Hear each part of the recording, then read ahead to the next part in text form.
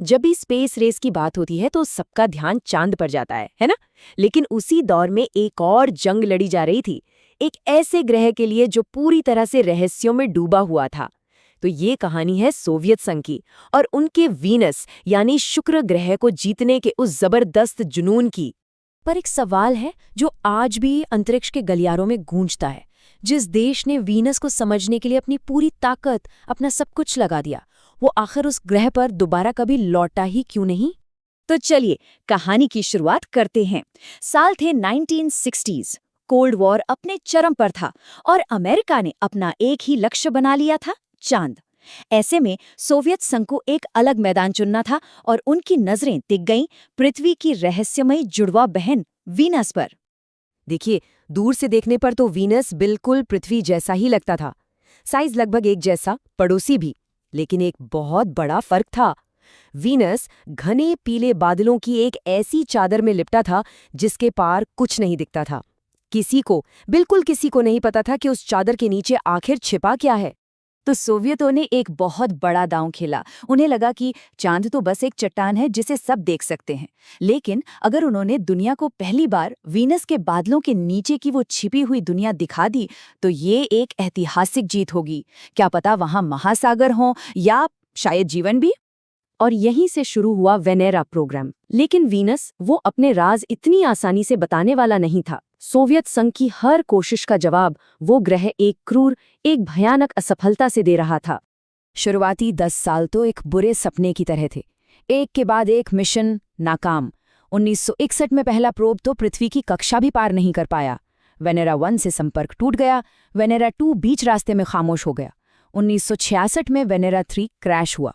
हाँ, ये किसी दूसरे ग्रह को छूने वाली पहली इंसानी चीज जरूर बना, लेकिन असली झटका लगा 1967 में, जब वेनेरा 4 को वीनस के वायुमंडल ने किसी सोडा कैन की तरह पच से मसल कर रख दिया। ऐसा लग रहा था मानो वीनस कोई जिंदा चीज हो जो अपनी दुनिया में किसी को घुसने नहीं देना चाहती थी।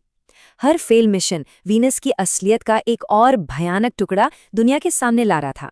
लगातार हार के बाद सोवियत इंजीनियरों ने हार नहीं मानी। उन्होंने एक ऐसा प्रोब बनाया जो असल में एक उड़ने वाला टैंक था। इसका नाम था वेनेरा 7 और इसका सिर्फ एक ही मकसद था, चाहे कुछ भी हो जाए, सतह पर जिंदा पहुंचना। लैंडिंग के वक्त इसका पैराशूट फट गया और ये सीधा सतह से जा टकराया। सबने मान लिया कि चलो, ये मिशन भी गया। लेकिन फिर एक चमत्कार हुआ। एक बेहद कमजोर सिग्नल आया। टूटे फूटे वेनेरा 7 ने खत्म होने से पहले 23 मिनट तक डेटा भेजा और इस डेटा ने वीनस की एक ऐसी तस्वीर पेश की जो किसी जहन्नुम से कम नहीं थी। जो पहला डेटा आया उसने तो वैज्ञानिकों के होश उड़ा दिए। वीनस की सतह का तापमान था 465 डिग्री सेल्सियस, मतलब घर में जो अवन होता है ना, उससे भी 2 गुना ज्यादा गर्म। और बात सिर्फ गर्मी की नहीं थी, वहां हवा का दबाव पृथ्वी से 90 गुना ज्यादा था। अब इसका अंदाजा कैसे लगाएं? ये उतना ही प्रेशर है जितना हमारी धरती पर समंदर में 1 किलोमीटर नीचे जाने पर महसूस होता है, मतलब कुचल देने वाला। और एक और हैरान करने वाली बात पता चली। प्रोब के सिग्नल में एक अजीब सा बदलाव आ रहा था, ठीक वैसे ही जैसे एम्बुलेंस की आवाज पास आने पर तेज और दूर जाने पर धीमी हो जाती है। इस बदलाव से पता चला कि वीनस पर 360 किलोमीटर प्रति घंटे की रफ्तार से तूफानी हवाएं चल रही थीं। तो अब सोवियत संघ ने वीनस की आवाज तो सुन ली थी, वहां के हालात भी जान लिए थे। अब बस एक ही चुनौती बची थी, उसे अपनी आंखों से देखना। और फिर वो दिन आया, 22 अक्टूबर 1975। वेनेरा 9 ने इतिहास रच दिया। इसने किसी दूसरे ग्रह की सतह से पहली तस्वीर भेजी।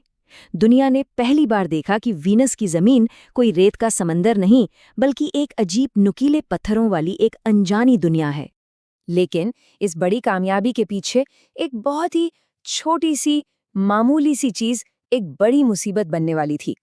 कैमरा का लेंस कैप। प्लान बहुत सीधा था। लैंड करो, कैमरा ऑन करो और तस्वीर लेने से ठीक पहले लेंस कैप को बाहर फेंक दो। क्या ही मुश्किल हो सकता था इसमें। अफसोस, अगले 2 मिशन वेनेरा 11 और 12 के साथ यही मुश्किल हो गया। दोनों लैंडर्स सतह पर 110 मिनट तक जिंदा रहे, जो एक रिकॉर्ड था। लेकिन उनके कैमरों के लेंस कैप जाम हो गए, खुले ही नहीं। 2 ऐतिहासिक मौके अंधेरे में खो गए। और ये मजाकिया या कहें दुखद किस्सा यहीं खत्म नहीं हुआ। वेनेरा 14 ने सफलतापूर्वक अपना लेंस कैप तो फेंक दिया, लेकिन किस्मत देखिए, वो कैप गिरा भी तो ठीक उसी जगह जहां उसके सॉइल टेस्टिंग आर्म को जमीन की जांच करनी थी। नतीजा, उस लाखों डॉलर के उपकरण ने वीनस की मिट्टी की जगह अपने ही लेंस कैप की सख्ती नाप ली। अब इन लगातार मुश्किलों और अजीबो-गरीब हादसों के बाद सोवियत संघ ने सोचा, बस अब बहुत हुआ। उन्होंने अपनी पूरी रणनीति ही बदल दी। अब तय ये हुआ कि सतह पर उतरने की बजाय ऊपर से ही पूरे ग्रह का नक्शा तैयार किया जाए। तो अब फोकस जमीन पर कुछ मिनट जिंदा रहने से हटकर ऑर्बिट से, ऊपर से महीनों तक पूरे ग्रह को समझने पर आ गया था। एक ज्यादा बड़ा और ज्यादा महत्वाकांक्षी लक्ष्य। इसके लिए कमाल की टेक्नोलॉजी का इस्तेमाल किया गया, सिंथेटिक अपर्चर रडार। इसे आप एक तरह का सुपर पावर एक्सरे समझ सकते हैं, जो वीनस के घने बादलों के आर पार देखकर सतह का पूरा नक्शा बना सकता था।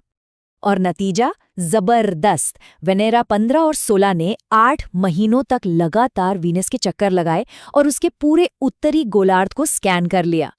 पहली बार इंसान ने वीनस के बादलों के नीचे छिपी पूरी दुनिया देखी, जहां 8 किलोमीटर ऊंचे पहाड़ और जमीन पर विशाल दरारें थी। तो 2 दशक, दर्जनों नाकामियां और कुछ शानदार जीतें, इस पूरे प्रोग्राम ने आखिर हमें दिया क्या? इसकी विरासत क्या है?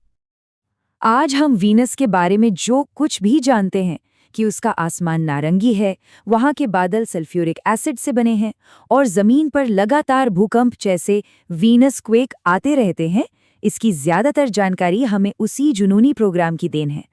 लेकिन वीनरा की ये कहानी हमें एक आखिरी दिलचस्प सवाल के साथ छोड़ जाती है। अगर वीनस के बादल तेजाब से बने हैं, तो वहाँ एसिड की बारिश कभी भी उस भट्टी जैसी सतह तक क्यों नहीं पहुँच पाती? इसका जवाब शायद किसी अगले मिशन में छिपा हो।